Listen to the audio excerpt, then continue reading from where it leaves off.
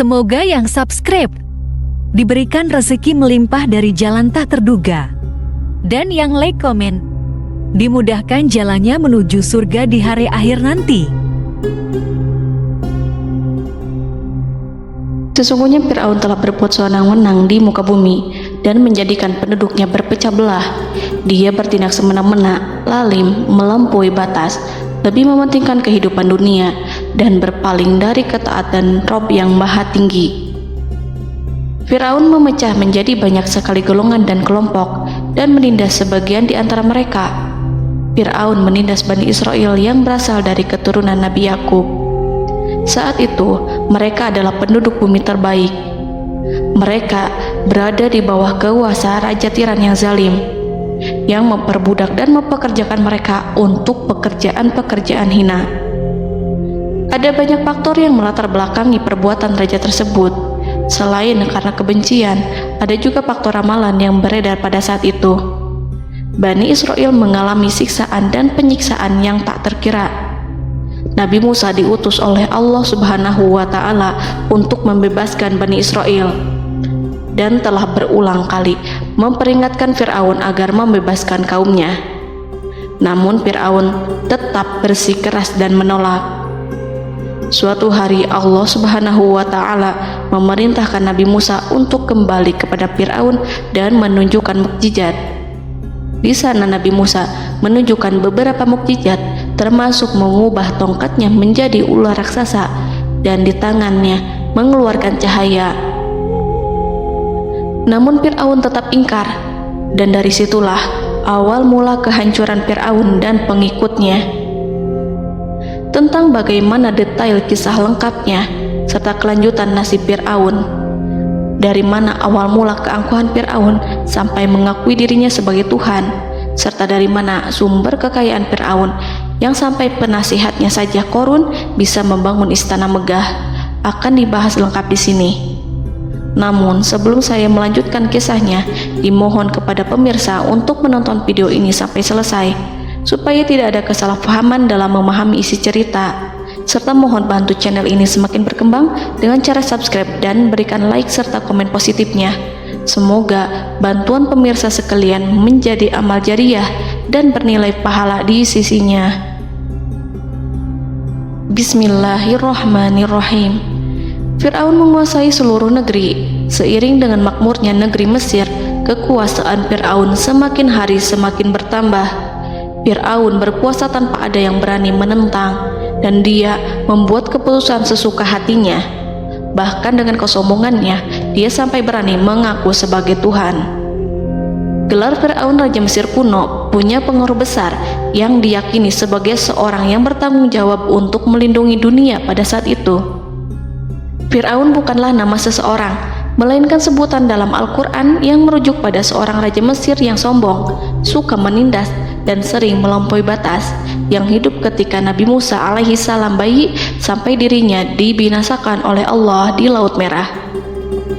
Fir'aun merupakan sebuah gelar bagi raja-raja Mesir yang muncul di era New Kingdom. Pendapat Syekh Abdurrahman As-Sadi mengatakan bahwa Fir'aun merupakan gelar yang diberikan kepada raja-raja Mesir, sebagaimana Raja Babil disebut Namrud, Raja Habasyah disebut An-Najasyi, Raja Yaman disebut Al-Qil, atau Raja Persia yang disebut Kisra, penguasa Roma yang dijuluki Kaisar. Sebutan Fir'aun dalam Al-Quran ini menjurus pada Raja Mesir yang hidup pada tahun 1527 sampai 1407 sebelum Masehi. Fir'aun dikhususkan untuk menyebut penguasa Mesir yang membangkang dan tidak beriman kepada Allah Subhanahu wa Ta'ala, sedangkan yang beriman kepadanya dikenal dengan nama Malik, yang saat itu hidup di zaman Nabi Yusuf alaihi salam. Sebagian ahli sejarah mengatakan bahwa penguasa Mesir pada masa Nabi Yusuf disebut Al-Malik atau Raja, tidak disebut Fir'aun, karena kedua penguasa ini berbeda asal daerahnya. Penguasa Mesir pada masa Nabi Yusuf berasal dari Mesir pesisir, sehingga mudah untuk menerima perubahan. Sedangkan Fir'aun pada masa Nabi Musa berasal dari pedalaman Mesir yang mempunyai watak dan karakter keras serta kolot. dan tidak mudah menerima orang-orang di luar kalangan mereka. Dari keterangan di atas dipahami kenapa penguasa Raja Mesir pada masa Nabi Yusuf percaya kepada Nabi Yusuf dan mengikuti agama Nabi Yusuf, yaitu Islam, kemudian diikuti oleh rakyatnya. Sebagian ahli sejarah menyamakan Fir'aun dengan Mas'ab ibnu Royan. Ada pula yang menyatakan bahwa Fir'aun anaknya Walid ibnu Mas'ab ibnu Royan dari salah satu kaum Ad. Para Fir'aun Mesir kuno memperoleh kekayaan dan membangun kerajaan mereka yang megah melalui berbagai sumber. Beberapa sumber utama kekayaan dan pembangunan kerajaan Fir'aun adalah sumber daya alam. Mesir kuno diberkati dengan sumber daya alam yang melimpah, termasuk emas, tembaga, dan batu mulia yang ditambang dari wilayah gurun dan lembah. Sungai Nil juga menyediakan tanah yang subur untuk pertanian yang menjadi dasar ekonomi Mesir kuno. Air yang sangat penting ini memungkinkan kota-kota tumbuh di tengah gurun. Lonjakan air dan nutrisi itu mengubah lembah Nil menjadi tanah pertanian yang produktif. Menurut Organisasi Pangan dan Pertanian PBB, petani Mesir kuno adalah salah satu kelompok pertama yang melakukan pertanian dalam skala besar, menanam tanaman makanan seperti gandum, serta tanaman industri seperti rami untuk membuat pakaian. Sungai Nil mengalir ke utara sejauh 4.160 mil dari timur tengah Afrika ke Laut Tengah, yang memberikan Mesir kuno tanah subur dan air untuk irigasi. Untuk memaksimalkan pemanfaatan air Sungai Nil, petani Mesir kuno mengembangkan sistem irigasi cekungan. Mereka membangun jaringan tanggul berbahan tanah untuk membentuk cekungan. Kemudian mereka menggali saluran untuk mengarahkan air banjir ke dalam cekungan, di mana air akan menggenang selama sebulan hingga tanah jenuh dan siap untuk ditanami. Selain itu, Sungai Nil dapat dimanfaatkan untuk mengangkut material proyek-proyek konstruksi. Untuk mendapatkan manfaat dari Sungai Nil, orang yang tinggal di tepi sungainya harus mencari cara mengatasi banjir tahunan sungai ini. Untuk memprediksi apakah mereka akan menghadapi banjir yang bisa mengakibatkan panen buruk, orang Mesir kuno membangun nilometer atau pilar batu dengan tanda menunjukkan tingkat air. Mereka mengembangkan keterampilan dan teknologi baru dari pertanian hingga pembuatan perahu dan kapal. Sungai Nil juga merupakan rute transportasi penting karena memainkan peran sentral dalam peradaban Mesir kuno. Orang Mesir menjadi ahli dalam membangun perahu dan kapal untuk mengangkut berbagai barang, termasuk ternak, sayuran, ikan, roti, dan kayu. Mesir kuno memiliki perdagangan yang berkembang dengan wilayah Afrika Timur dan Tengah serta Mediterania Timur. Perdagangan ini tidak hanya mencakup barang-barang mewah, tetapi juga bahan pangan dan bahan baku. Fir'aun juga memiliki semua tanah di Mesir dan mengumpulkan pajak dari rakyatnya. Raja Fir'aun juga memperlakukan rakyat dengan kejam tanpa belas kasihan. Ia memeras pajak yang tinggi dan menjadikan kaum Bani Israel sebagai budak kerajaan. Mereka juga menerima upeti dari negara-negara yang dikalahkan atau ingin menjaga hubungan baik dengan Mesir. Bahkan Fir'aun juga memiliki proyek konstruksi untuk membangun struktur megah seperti piramida, kuil, dan monumen yang tidak hanya menunjukkan kekuasaan dan kekayaan mereka, tetapi juga berfungsi sebagai pusat administrasi dan agama. Proyek-proyek ini seringkali menggunakan tenaga kerja dari rakyat yang bekerja selama musim banjir. Kekayaan dan kerajaan megah Fir'aun merupakan hasil dari pengelolaan sumber daya yang efisien, eksploitasi sumber daya alam, dan kebijakan ekonomi yang cerdas. Ini semua mencerminkan kemajuan teknologi, organisasi sosial, dan kekuatan politik Mesir kuno. Kekayaan para Fir'aun Mesir kuno memang sangat luar biasa dan telah menjadi topik penelitian dan kekaguman selama berabad-abad. Fir'aun juga dikenal karena kehidupan mewah mereka. Sebagai penguasa Mesir kuno, Fir'aun hidup dengan kekayaan dan kemewahan yang hampir tak terbayangkan, yang mencerminkan kekuasaan dan status mereka. Mereka menghiasi diri mereka dengan aksesoris yang rumit dan gemerlap, serta mengenakan simbol otoritas dan kekuasaan tradisional. Dan Allah memberikan kepada Fir'aun berupa istidratuhul afiyah, yakni hidup sekian lama tanpa pernah merasakan sakit. Allah Subhanahu wa Ta'ala mengaruniai Fir'aun untuk bisa hidup selama 400 tahun tanpa sakit. Tentu hal tersebut sudah menjadi kehendak Allah Subhanahu wa Ta'ala, maka tidak ada satupun manusia yang bisa menghalangi, bahkan bagi seorang Fir'aun sekalipun yang terkenal dengan kezalimannya. Namun dengan karunia-Nya yang diberikan Allah tersebut bukannya menjadikan Fir'aun sebagai manusia yang bersyukur, tetapi malah membangkitkan kesombongan dan kesesataannya. Dan puncak kesombongan Fir'aun juga dicatat Al-Quran sebagai penguasa tangan besi dan manusia yang pernah mengaku Tuhan. Aku adalah Tuhan kalian yang maha tinggi. Quran Surat An-Najiat ayat 24. Fir'aun hidup selama 446 tahun. Selama hidupnya, Fir'aun memiliki tubuh yang sehat dan bugar tanpa pernah mengalami sakit, meski hanya berupa pusing atau flu sekalipun. Fir'aun bahkan tidak pernah merasakan kelelahan. Fir'aun tidak pernah merasakan perihnya lapar, kerongkongannya tidak pernah tersentuh panasnya dahaga. Seandainya dalam semalam saja Fir'aun dilanda sakit berupa pusing atau demam, maka ia akan sibuk untuk mengurus dirinya sendiri dan tidak berpikiran untuk mengaku bahwa ia adalah Tuhan. Hal ini pun dijelaskan dalam kitab Ihya Ulumuddin Al-Qulub oleh Imam Al-Ghazali. Sesungguhnya yang menyebabkan Fir'aun sampai berani mengatakan, "Aku adalah Tuhan kalian yang maha tinggi." Hal ini disebabkan karena ia mengalami masa sehat dalam hidupnya yang begitu lama. Kekejaman Raja Fir'aun diikuti dengan kesombongannya. Ia enggan bersyukur atas kemakmuran yang dianugerahkan Allah Subhanahu wa Ta'ala. Ia justru menjadikan negeri Mesir penuh dengan kemusyrikan. Sungguh, dia Fir'aun termasuk orang-orang yang berbuat kerusakan, dan kami hendak memberi karunia kepada orang-orang tertindas di bumi, dan hendak menjadikan mereka pemimpin dan menjadikan mereka orang-orang yang mewarisi bumi. Dan kami teguhkan kedudukan mereka di bumi, dan kami perlihatkan kepada Fir'aun dan Haman bersama bala tentaranya apa yang selalu mereka takutkan dari mereka. Surat Al-Qasas ayat 1-6. Haman yang merupakan penasihat dan sekaligus pelaksana proyek pembangunan menara untuk Fir'aun yang ikut berkontribusi dalam kesesatan Fir'aun, dan dia juga yang menjadi aktor utama atas kezaliman Fir'aun yang nantinya memberikan nasihat kepada Fir'aun dan mendorongnya untuk menolak ajaran Nabi Musa alaihi salam.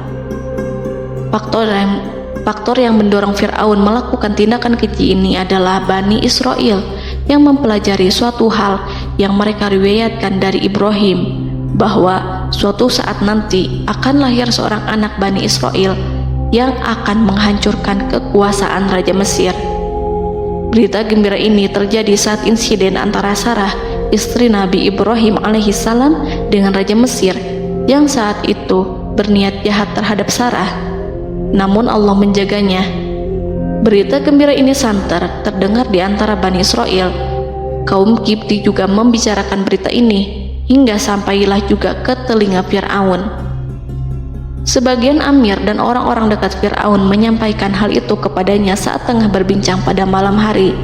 Waktu itu Fir'aun langsung menginstruksikan untuk membunuh seluruh anak laki-laki Bani Israel untuk mengantisipasi kelahiran anak yang dimaksud. Tapi apa boleh buat, kewaspadaan sama sekali tidak bisa menghindari takdir. Suatu ketika Fir'aun bermimpi seakan-akan api datang dari arah Baitul Maqdis lalu membakar semua rumah Mesir dan seluruh kaum Kipti. Namun api tersebut tidak membahayakan Bani Israel. Saat bangun, Fir'aun merasa takut oleh mimpi itu. Ia kemudian mengumpulkan seluruh paranormal dan tukang sihir. Fir'aun bertanya kepada mereka terkait mimpi itu. Mereka berkata, akan lahir seorang bayi laki-laki dari kalangan Bani Israel yang akan menghancurkan penduduk Mesir. Sebab itulah Fir'aun memerintahkan untuk membunuh anak laki-laki dan membiarkan hidup anak perempuan. Fir'aun sangat mewaspadai agar Musa tidak lahir, hingga menunjuk sejumlah laki-laki dan dukun beranak berpatroli memeriksa para wanita hamil dan mendata waktu kelahiran mereka. Jika ada yang melahirkan anak laki-laki, si bayi langsung disembelih oleh para algojo seketika itu juga. Allah berfirman, "Kami mengilhamkan kepada ibu Musa, susuilah dia Musa. Jika engkau khawatir atas keselamatannya, hanyutkanlah dia ke sungai Nil dalam sebuah peti yang mengapung. Janganlah engkau takut dan janganlah pula bersedih.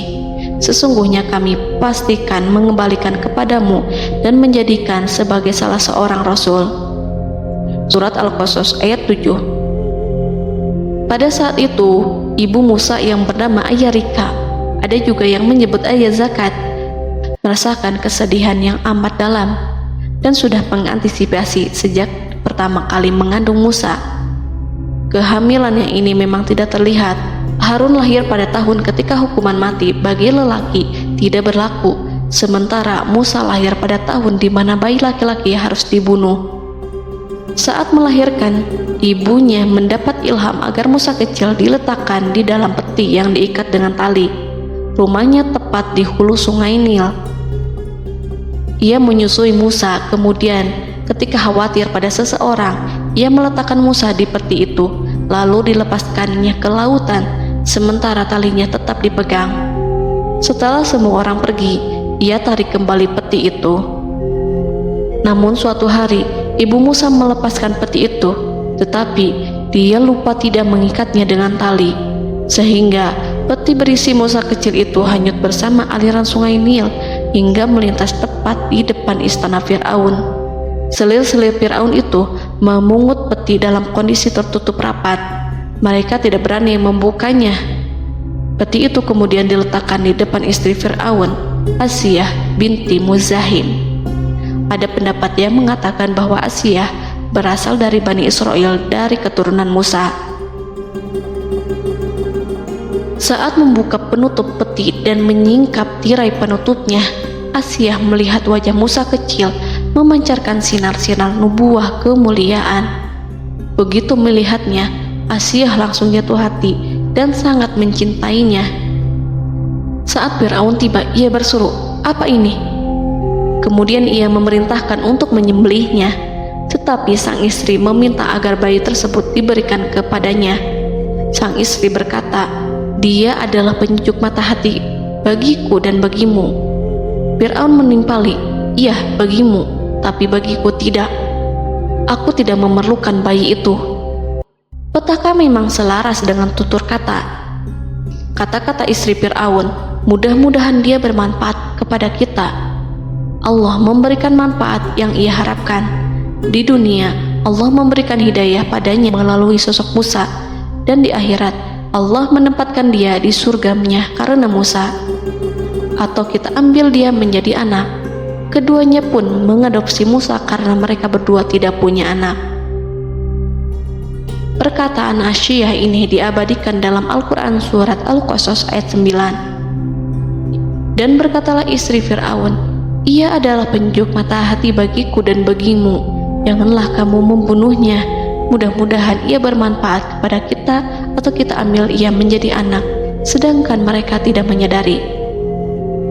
Dalam ayat ini, Allah Subhanahu wa Ta'ala berfirman yang artinya, sedangkan mereka tidak menyadarinya. Ibnu Katsir menjelaskan maksud dari ayat ini, mereka tidak mengetahui apa yang dikehendaki Allah, bahwa di tangan anak itulah terjadinya kehancuran masa depan Fir'aun dan bala tentaranya. Mereka tidak mengetahui hukuman besar Allah yang dikehendaki terhadap Fir'aun dan pasukannya. Mereka tidak tahu bahwa Allah menakdirkan mereka untuk memungutnya.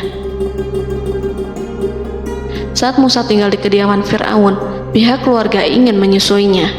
Namun Musa tidak mau menerima susu wanita manapun.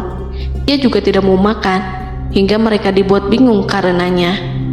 Mereka berusaha sebisanya untuk memberi Musa makan, namun Musa tidak mau. Seperti yang Allah sampaikan dalam surat Al-Qasas ayat 12.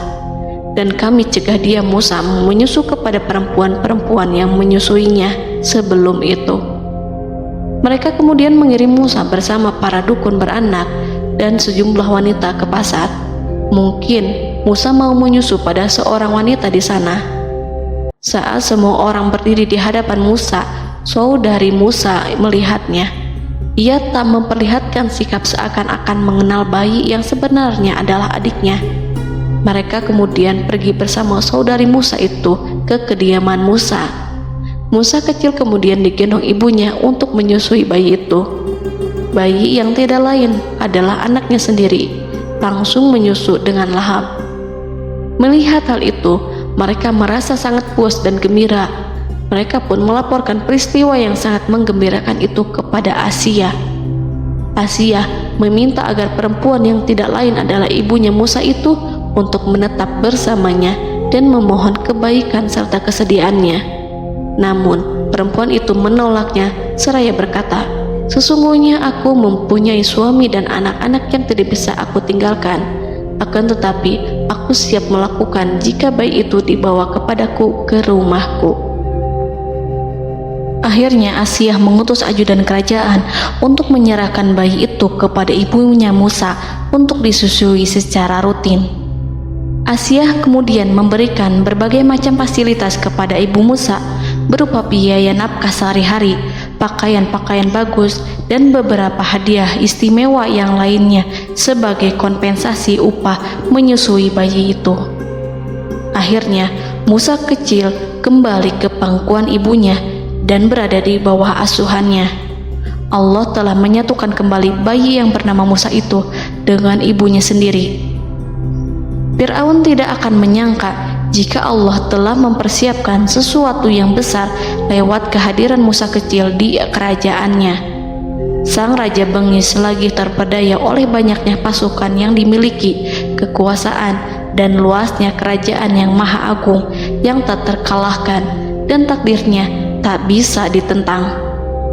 Allah telah memutuskan bahwa bayi itu yang dia dan pengikutnya waspadai keberadaannya itu hingga dengan bengis membunuh banyak sekali nyawa yang tak terhitung jumlahnya. Padahal anak tersebut justru tumbuh dewasa di kediamannya, di atas kasurnya, memakan makanannya dan meminum yang ada di rumahnya. Fir'aun sendiri justru mengadopsi dan merawat serta mengasuhnya tanpa menyadari rahasia besar di balik itu. Anak itu yang membuatnya binasa di dunia dan akhirat karena menentang kebenaran yang nyata yang ia sampaikan kepadanya. Nabi Musa tumbuh dan hidup sebagai salah seorang dari keluarga kerajaan hingga mencapai usia dewasanya, di mana ia memperoleh asuhan dan pendidikan sesuai dengan tradisi istana. Allah Subhanahu wa Ta'ala mengaruniakannya hikmah dan pengetahuan sebagai persiapan tugas kenabian dan risalah yang diwahyukan kepadanya. Musa tumbuh menjadi seorang pemuda yang mempunyai fisik dan akhlak yang kuat. Allah anugerahkan kepada Musa kesempurnaan tubuh dan kekuatan jasmani. Musa juga menyadari bahwa dia hanyalah anak angkat, tidak setetes pun darah Fir'aun mengalir padanya, dan bahwa ia keturunan Bani Israel yang ditindas dan diperlakukan sewenang-wenang oleh Fir'aun dan kaumnya. Maka dia berjanji kepada dirinya sendiri akan menjadi pembela bagi kaum-kaum yang lemah yang tertindas. Kekuatan fisik Nabi Musa memang tidak bisa diragukan. Itu terbukti pada saat Nabi Musa mampu mengangkat batu penutup sumur seorang diri, padahal batu itu hanya bisa diangkat oleh 10 orang laki-laki. Peristiwa kedua saat perkelahian antara Bani Israel dan orang Kipti atau kaumnya Fir'aun, suku asli Mesir. Saat orang Israel meminta pertolongan kepada Musa untuk mengalahkan orang Kipti, Musa menghampiri orang Kipti tersebut. Dengan tangan terkepal, Musa meninju orang Kipti dan matilah musuhnya itu. Orang Kipti hanya mati karena pukulan itu. Musa tidak sengaja dan tidak bermaksud untuk membunuh orang Kipti. Musa hanya berniat membuatnya jera. Dan karena peristiwa itulah Nabi Musa pergi meninggalkan Mesir karena Musa takut terhadap Fir'aun dan tentaranya yang akan membunuhnya. Karena jika mereka tahu bahwa Musa membunuh orang Kipti demi membela salah seorang Bani Israel, akan membuat Fir'aun dan pengikutnya mencurigai bahwa Musa memang berasal dari Bani Israel, dan pada akhirnya akan memicu sebuah permasalahan besar. Dan pada waktu yang sudah ditentukan oleh Allah, sekitar 10 tahun Nabi Musa meninggalkan Mesir. Pada akhirnya Allah mengamanahkan dia sebagai seorang Rasul. Allah anugerahkan kepadanya hikmah kenabian dan pengetahuan di usia 40 tahun. Allah perintahkan Musa kembali ke Mesir untuk menghadapi Fir'aun dan mengajak dia mengakui Tuhan semesta alam. Tugas ini penuh dengan bahaya, mungkin bisa membuat Musa kehilangan nyawa, tetapi menuruti perintah Allah itu mutlak baginya. Ditemani oleh saudaranya Harun untuk membantunya membenarkan perkataannya. Lidah Musa cedal karena bara api yang pernah diletakkan di lidahnya saat Fir'aun hendak menguji akalnya setelah menarik jingat Fir'aun hingga berdarah. Fir'aun bermaksud untuk membunuhnya. Asia mengkhawatirkan Musa lalu berkata, dia masih kecil. Fir'aun kemudian menguji Musa dengan meletakkan buah dan bara api di hadapannya. Musa kecil hendak bermaksud meraih buah-buahan, tetapi tangannya dialihkan oleh malaikat. Lalu Musa mengambil bara api dan ia letakkan di lidahnya. Lidahnya cedal karena bara api ini. Musa meminta kepada Allah agar kekakuan yang ada di lidahnya dihilangkan sebagian, sebatas agar kata-katanya bisa dipahami, dan tidak meminta untuk dihilangkan secara total, karena para rasul hanya meminta sebatas yang diperlukan. Pergilah kamu kepada Fir'aun, karena dia benar-benar telah melampaui batas, maka berbicaralah kamu berdua kepadanya dengan kata-kata yang lemah lembut. Mudah-mudahan dia sadar atau takut. Quran Surat Toha ayat 42-43. Ini merupakan sifat santun dan kasih sayang serta rahmat Allah terhadap makhluknya, meski Allah mengetahui kekafiran dan kesewenang-wenangan dan kesombongan Fir'aun. Bersama Harun, Musa mendatangi Fir'aun setelah menemui beberapa rintangan yang lazim ketika akan menemui raja pada waktu itu. Pertemuan Musa dan Harun juga dihadiri oleh beberapa anggota pemerintahan dan penasihat. Bertanyalah Fir'aun kepada mereka berdua, siapakah kalian berdua ini? Musa menjawab, kami Musa dan Harun adalah pesuruh Allah agar kamu membebaskan Bani Israel dari perbudakan dan penindasanmu dan menyerahkan mereka kepada kami agar mereka menyembah kepada Allah dengan leluasa dan menghindari siksaanmu.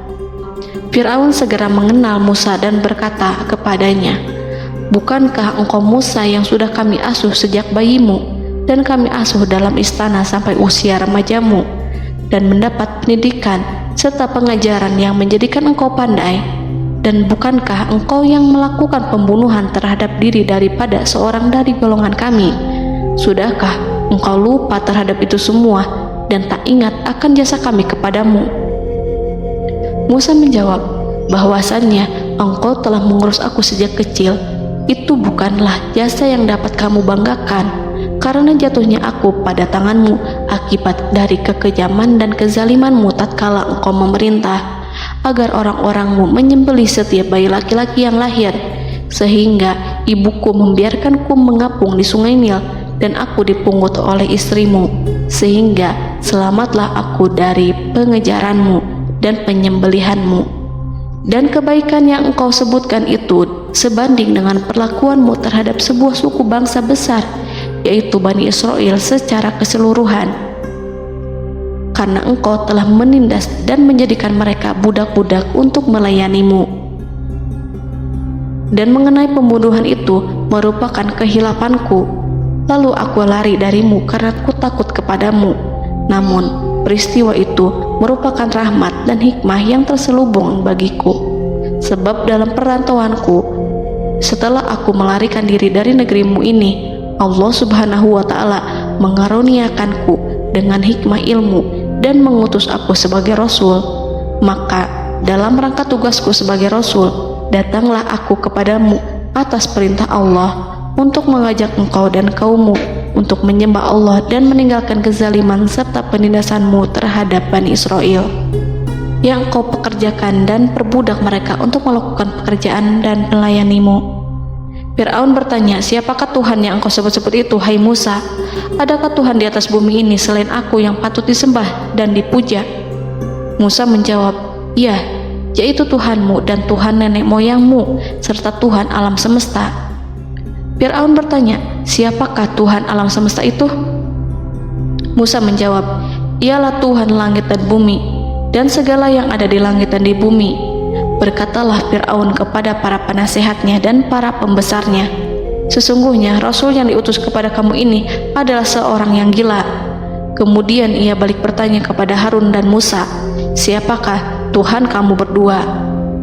Akulah Tuhanmu yang paling tinggi. Surat An-Najiat ayat 23-24. Dan Fir'aun berkata, wahai para pembesar kaumku, aku tidak mengetahui ada Tuhan bagimu selain aku. Quran Surat Al-Qasas ayat 38. Fir'aun menentang, padahal ia tahu bahwa ia adalah hamba yang diatur, dan Allah lah yang menciptakan dan memberi bentuk rupa. Dan mereka mengingkarinya karena kezaliman dan kesombongannya, padahal hati mereka meyakini kebenarannya. Maka perhatikanlah bagaimana kesudahan orang-orang yang berbuat kerusakan. Quran Surat An-Naml ayat 14. Fir'aun beralih memakai kekuasaan dan wibawa yang ia miliki. Fir'aun berkata, jika engkau menyembah Tuhan selain aku akan memasukkanmu ke dalam penjara.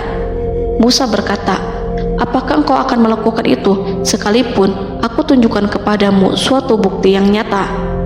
Fir'aun menjawab, tunjukkanlah sesuatu yang nyata itu. Maka Musa melemparkan tongkatnya.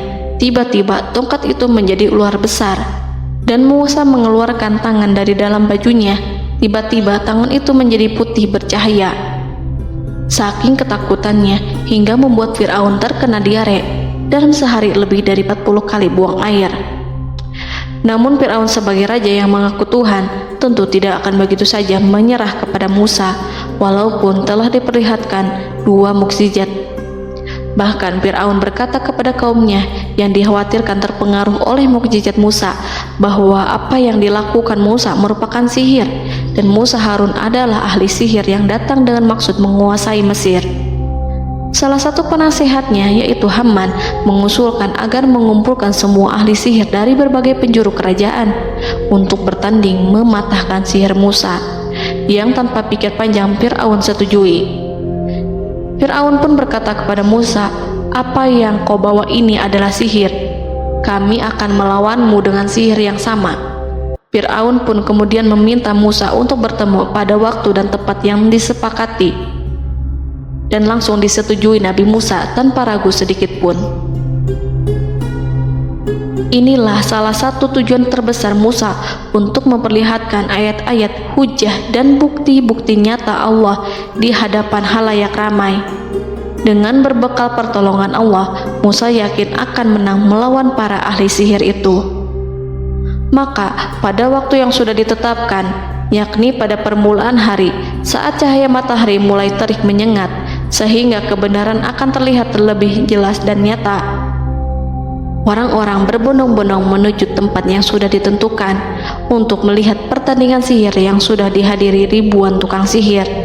Menurut Muhammad bin Ka'ab, mereka berjumlah 80.000 ahli sihir. Mereka sudah dijanjikan hadiah dan uang yang besar jika berhasil mengalahkan Musa. Para penyihir istana berkata, wahai Musa, apakah engkau yang mau lebih dahulu ataukah kami? Musa menjawab, silahkan kalian lebih dahulu. Maka ketika tali-tali dan tongkat-tongkat ahli sihir dilemparkan, tiba-tiba berubah menjadi seakan-akan ia merayap cepat karena sihir mereka. Ada rasa takut yang menyelimuti hati Musa, takut jika orang-orang terkena fitnah sihir dan tipu daya mereka.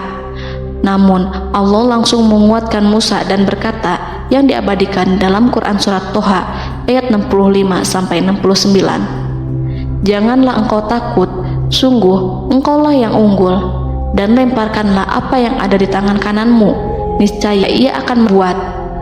Apa yang mereka buat itu hanyalah tipu daya tukang sihir belaka, dan tidak akan menang tukang sihir itu dari manapun ia datang.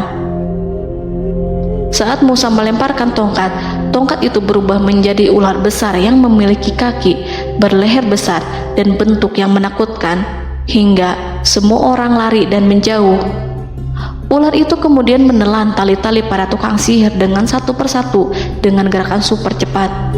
Semua orang melihatnya dengan penuh keheranan, sementara para tukang sihir mereka tercengang dan bingung kala melihatnya.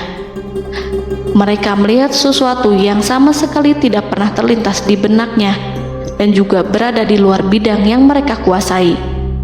Saat itulah mereka tahu pasti bahwa yang mereka lihat itu bukanlah sihir, sulap, khayalan ilusi ataupun kebohongan semata, tetapi sebuah kebenaran yang hanya bisa dilakukan oleh Yang Maha Benar, yang mengutus mukjizat tersebut dengan benar. Allah menyingkap tabir kelalaian dari hati mereka, menyinarinya dengan petunjuk yang Ia ciptakan, dan menyingkirkan gumpalan keras di hatinya. Mereka segera bertaubat dan tunduk sujud kepadanya. Dengan lantang mereka mengatakan kepada semua yang hadir tanpa memperdulikan hukuman ataupun siksaan apapun, "Kami beriman kepada Rob seluruh alam, yaitu Tuhannya Musa dan Harun." Fir'aun yang congkak dan sombong tentu sangat marah dengan apa yang disaksikannya itu ketika melihat ahli-ahli sihirnya begitu cepat menyerah dan mengakui kekalahan kepada Musa, bahkan menyatakan beriman kepada Tuhan Musa dan Harun. Tindakan itu dianggapnya sebagai pelanggaran terhadap kekuasaannya dan penentangan terhadap ketuhanannya dan merupakan tamparan bagi kewibawaannya. Fir'aun berkata kepada mereka, "Apakah kalian telah beriman kepada Musa sebelum aku memberi izin? Kenapa kalian tidak terlebih dahulu bermusyawarah kepadaku sebelum melakukan tindakan keji di hadapan rakyatku ini? Dia itu pemimpinmu yang mengajarkanmu sihir, dan bukankah ini adalah persengkongkolanmu terhadapku? Musa dapat mengalahkan kamu sebab ia mungkin merupakan guru dan pembesar yang mengajari sihir kepadamu, dan kamu telah mengaturnya, dan sandiwaramu ini tak akan kubiarkan. Akan kupotong tangan dan kakimu secara bersilang, dan sungguh aku akan salib kamu pada pangkal pohon kurma sebagai balasan dan hukuman atas pengkhianatanmu ini." Walaupun melihat langsung kebenarannya, Fir'aun tetap tidak percaya. Dia tidak suka keyakinan para penyihir terhadap Musa. Para penyihir itu yang telah mengakui keimanan mereka kepada Allah tak merasa gentar ataupun takut, karena ketika para tukang sihir itu sujud, mereka melihat rumah dan istana-istana di surga yang telah dipersiapkan untuk mereka. Semuanya dirias untuk menyambut kedatangan mereka. Karena itu, mereka tidak peduli dengan ancaman Fir'aun. Setelah peristiwa kekalahan penyihir Fir'aun dengan mukjizat Nabi Musa itu, Fir'aun serta penasihat dan para pembesarnya, termasuk Haman, merencanakan penindasan yang lebih kejam untuk kaum Bani Israel dan merencanakan pembunuhan terhadap Nabi Musa. Fir'aun khawatir jika gerakan Musa tidak diapatahkan akan mengancam kerajaan dan kewibawaannya yang mengaku sebagai Tuhan. Walaupun sudah diingatkan oleh orang mukmin dari kalangan keluarga Fir'aun agar tidak membunuh Nabi Musa dan menyeru kembali menuju jalan yang benar dan mengingatkan kepada akibat yang buruk yang akan didapati nanti, namun Fir'aun dan penasihatnya tetap berada pada kesesatan. Sebagai balasannya, Allah menghukum Fir'aun dan penduduknya dengan kekeringan dan penyakit yang bertahun-tahun karena menolak Rasulnya. Mereka dilanda banjir bandang, darah yang bercampur dengan seluruh air yang ada. Setiap kali mereka akan mengambil air, baik air sumur ataupun air sungai Nil, pasti akan berubah menjadi darah segar. Serbuan belalang pun tidak bisa mereka hindari. Belalang menghinggapi tanaman hingga tak menyisakan satupun buah, daun ataupun rumput. Serangan hama dan wabah katak juga mengerumuni mereka hingga berjatuhan di makanan, wadah-wadah, sampai-sampai ketika ada yang membuka mulut untuk makan ataupun minum, pasti ada katak yang jatuh di situ. Semua hukuman itu hanya menimpa Fir'aun dan pengikutnya, sama sekali tidak menimpa Nabi Musa dan Bani Israel. Namun mereka tidak belajar ataupun berubah, mereka tetap saja kafir dan hanyut dalam kejahatan.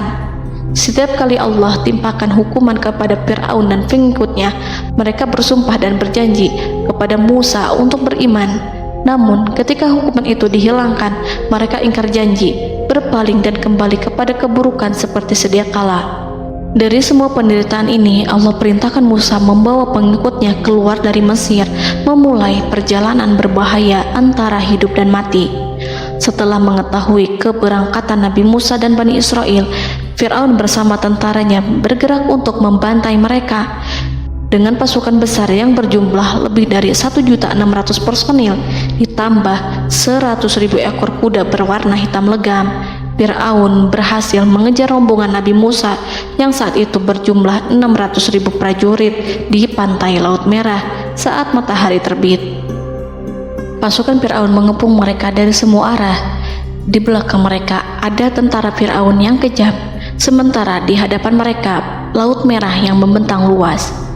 Kala situasi kian genting dan Fir'aun beserta seluruh pasukannya mendekat dengan kesungguhan hati, diperkuat dengan persenjataan, juga dengan amarah dan kedengkian, penglihatan tidak menetap mengarah ke suatu tujuan, dan hati naik menyesak sampai ke tenggorokan.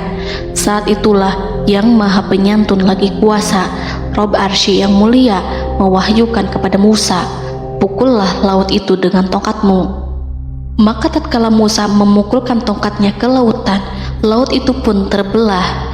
Air lautan berdiri tegak laksana gunung yang terbelah oleh kuasa yang maha agung, yang bersumber dari zat yang mengatakan kepada sesuatu, "Jadilah," maka jadilah sesuatu itu. Allah memerintahkan angin barat untuk menyapu kerikil-kerikil hitam lautan, hingga dasar lautan berubah menjadi tanah yang kering, yang tidak melekat pada kaki-kaki kuda dan hewan. Allah memerintahkan Musa untuk melintas bersama kaumnya. Mereka segera turun melintas dengan senang.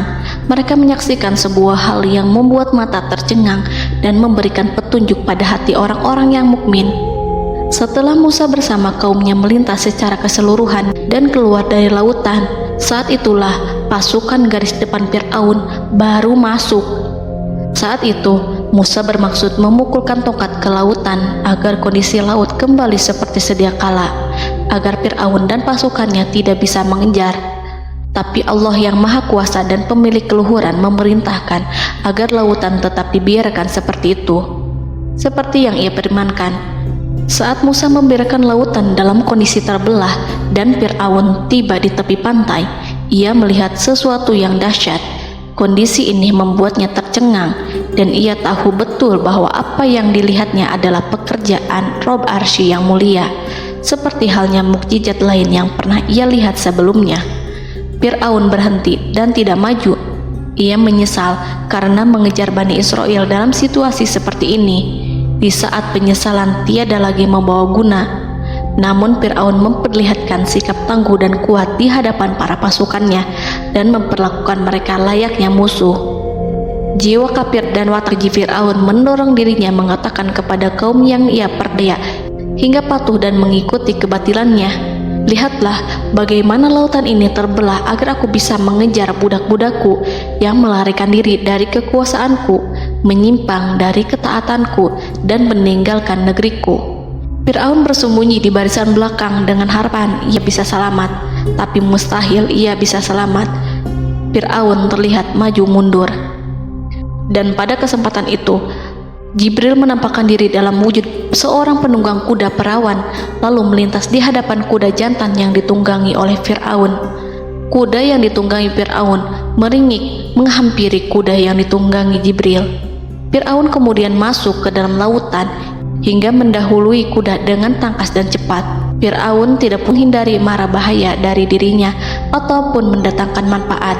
Mereka segera menyusul hingga semuanya berada di lautan. Setelah bagian depan hendak mencapai tepi, Allah memerintahkan Musa melalui wahyu untuk memukul lautan dengan tongkat. Musa memukul lautan dengan tongkat. Lautan kembali menyatu seperti sedia kala dan menenggelamkan mereka semua. Tak seorang pun yang selamat. Allah menggambarkan tentang bagaimana Fir'aun didengkot orang-orang kafir Kipti tenggelam. Gelombang besar sesekali turun dan sesekali naik membawa Fir'aun. Bani Israel melihatnya dan juga pasukannya. seperti apa siksa dan petaka besar yang Allah timpakan kepadanya dan juga pasukannya, agar Bani Israel senang dan lega.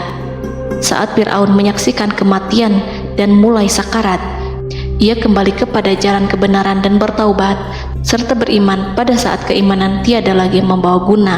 Seperti yang Allah sampaikan dalam ayat yang lain, sesungguhnya orang-orang yang dipastikan mendapat ketetapan Rabb-Mu tidaklah akan beriman meskipun mereka mendapat tanda-tanda kebesaran Allah hingga mereka menyaksikan azab yang pedih. Quran Surat Yunus ayat 96-97. Seperti itulah Musa mendoakan keburukan pada Fir'aun dan golongannya agar harta benda mereka dibinasakan, hati mereka diikat sehingga mereka tidak akan beriman hingga melihat siksaan yang pedih, yaitu ketika keimanan tidak ada lagi membawa guna bagi mereka, sekaligus sebagai penyesalan bagi mereka. Allah berfirman kepada Musa dan Harun saat keduanya mengucapkan doa tersebut, sungguh telah diperkenankan permohonan kamu berdua. Quran Surat Yunus ayat 89. Siksaan yang ditimpakan kepada Fir'aun dan pasukannya ini merupakan jawaban atas doa Musa dan saudaranya Harun. Dalam hadis riwayat Imam Ahmad, Rasulullah Shallallahu Alaihi Wasallam bersabda, saat Fir'aun berkata, aku percaya bahwa tidak ada Tuhan melainkan Rabb yang dipercaya Bani Israel, Jibril berkata kepadaku, wahai Muhammad, andai kau melihatku saat mengambil pasir lautan, lalu aku sumpalkan ke mulutnya karena khawatir jika rahmat menghampirinya. Ibnu Abbas dan lainnya mengatakan, sebagian Bani Israel meragukan kematian Fir'aun, bahkan ada yang menyatakan bahwa Fir'aun tidak mati. Allah kemudian memerintahkan lautan untuk mengapungkan jasad Fir'aun. Menurut pendapat lain, Fir'aun terangkat ke permukaan air. Ibnu Abbas dan lainnya mengatakan sebagian Bani Israel meragukan kematian Fir'aun, bahkan ada yang menyatakan bahwa Fir'aun tidak mati. Allah kemudian memerintahkan lautan untuk mengapungkan jasad Fir'aun. Maka pada hari ini kami selamatkan jasadmu, yaitu dengan mengenakan baju perang yang dengannya kau dikenali, agar engkau dapat menjadi pelajaran bagi orang-orang yang datang setelahmu, yaitu agar kau menjadi bukti bagi Bani Israel atas kekuasaan Allah yang membinasakan Fir'aun. Karena itu, sebagian salaf membaca kemungkinan yang dimaksud adalah kami menyelamatkan jasadmu beserta baju perangmu agar kau menjadi pelajaran bagi orang-orang setelahmu dari kalangan Bani Israel, dan mereka tahu bahwa kau telah binasa. Wallahu a'lam.